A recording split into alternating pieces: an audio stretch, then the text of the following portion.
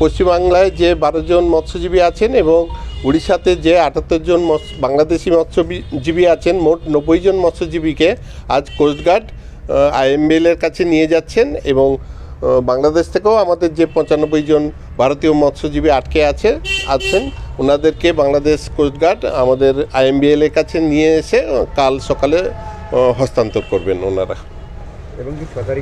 এবং 6 তারিখে আমাদের মৎস্যজীবীদের সাগরদ্বীপে নিয়ে আসা হবে।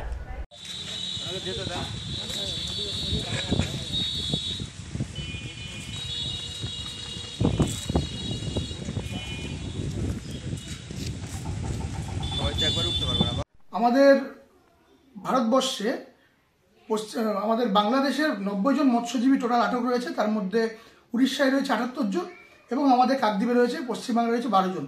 ওই 90 জন মৎস্যজীবীকে আজকের কোস্টাল গার্ড নিয়ে গিয়ে IMBL এর হাতে তুলে দেবে এবং আমাদের ভারতীয় মৎস্যজীবী যারা 95 জন বাংলাদেশে আটকে আছে তাদের কোস্টাল গার্ড নিয়ে এসে IMBL এর হাতে তুলে দেবে।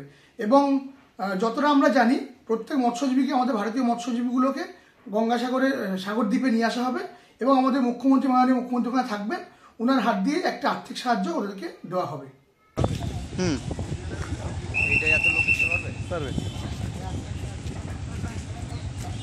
একবারে ধরবে, কজন পারবেন সেই কজন। এই আমাদের লোক কিছু যাইতে হবে তো ভোটে। সালাম স্যার।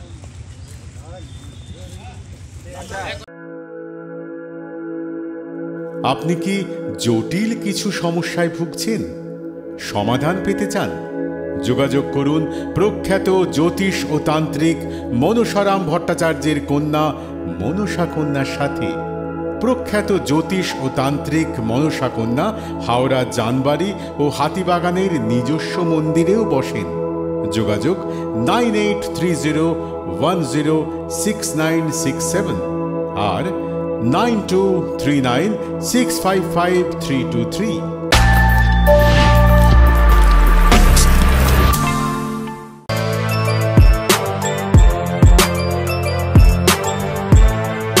এখন অনেক বড় শ্রী লেদার্স হাওড়া ময়দান।